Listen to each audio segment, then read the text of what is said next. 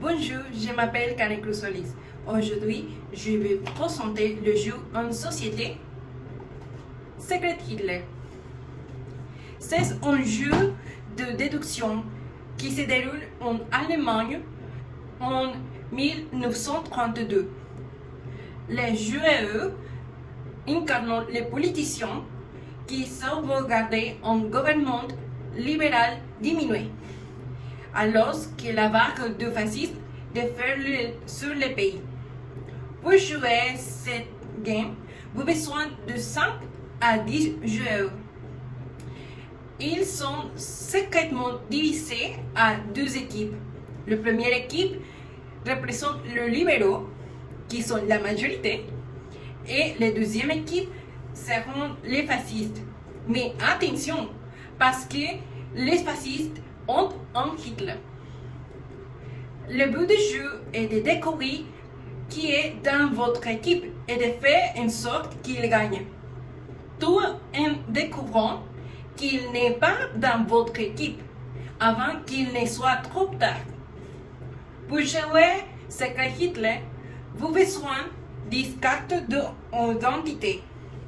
6 représentent libéraux, 3 représentent fascistes et une carte fasciste peut être Hitler. Aussi, vous avez des cartes de parti. 6 sont de parti libéral et 4 cartes sont de parti fasciste. Vous avez besoin de bulletins de vote. 10 cartes représentent ja ou oui et 10 cartes représentent non ou non. Pour jouer ces jeux aussi, vous avez besoin de plateaux. En choisissant les plateaux fascistes selon le nombre de joueurs. C'est pour 5 à 6 joueurs. Aussi, vous avez besoin de 17 lois. 11 lois sont fascistes et 6 lois sont libérales. Vous avez besoin aussi d'une enveloppe, une carte pioche et une carte défaussée. Un petit point bleu pour la piste élection et finalement 2 pancartes. Un pour le président et un pour le chancelier. Pour jouer, vous placez les plateaux fascistes correspondant au nombre de joueurs et les plateaux libéraux au centre de la table. Après, vous mélangez les cartes loi libérale et les cartes loi fasciste sur la table. En donnant un bulletin de vote oui, un bulletin de vote non, une carte d'identité et une carte de parti à chaque joueur dans une enveloppe. Mais attention, parce que la répartition des rôles se fait en fonction du nombre de joueurs. Chacun prend secrètement connaît de son enveloppe.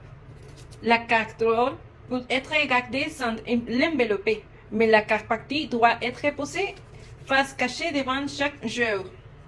C'est un exemple. Le président est désigné au hasard et reçoit la plaque président et joué dans les centres horaires. Pour jouer, chacun tour, les joueurs vont prendre le rôle de président. C'est au président de choisir un chancelier et au chancelier de faire passer une loi. C'est une loi. Le choix du président est aussi déterminant pour la victoire d'un parti. Pour un jeu de 5 à 6 joueurs, tous les joueurs ferment leurs jeux. Ensuite, Hitler et ses fascistes sont autorisés à ouvrir les leurs. Une fois qu'ils se sont reconnus, ils referment à nouveau leurs yeux. et tout le monde ouvre ses yeux et le jeu commence. Mais pour un jeu de 7 ou plus, tout le monde ferme ses yeux et donne un point au centre de la table. Les fascistes ouvrent les yeux et font connaissance. Mais Hitler levait un pince pour que les fascistes le reconnaissent. Le pince est rentré, les yeux sont fermés, puis tout ouvre ses yeux et les yeux peuvent commencer. Pour élire un gouvernement, le président choisit un chancelier. N'importe qui peut être choisi sauf le dernier chancelier et le dernier président. La plaque chancelier est donnée à la personne qui choisit. Le reste du jeu va procéder à un vote. Quand la majorité est absolue, oui, le président et le chancelier sont élus. Et vous pouvez passer à l'étape suivante. Mais si la majorité est non, ou égalité, désignez un nouveau président et passons le tour. Et pour le bien de le parti, est important que le chancelier désigné arrive à convaincre le reste du jeu de voter pour lui. Pour voter, chaque joueur place face cachée son bulletin de vote sur la table. Une fois que tout le monde est prêt, les bulletins de vote sont révélés.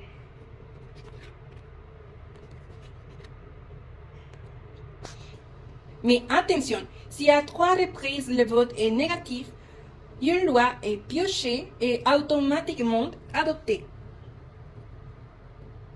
C'est une loi fasciste. Vous placez ici.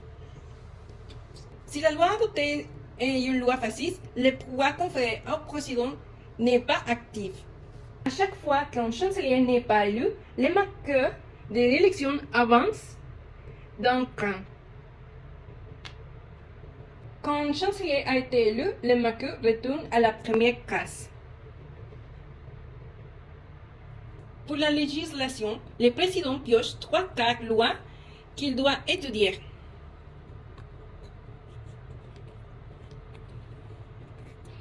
Il en déface une et passe le reste au chancelier. Le chancelier défausse une carte et pose la dernière face visible sur le plateau.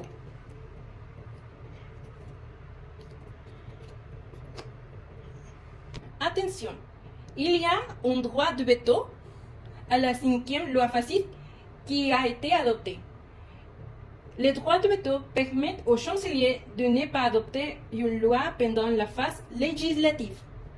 Le droit de veto est soumis à l'accord du président. Si le président accorde le droit de veto, les 2 cartes lois sont séquemment défaussées et les marqueurs d'élection avancent. Mais si le président s'oppose au droit de veto, le chancelier doit adopter une loi.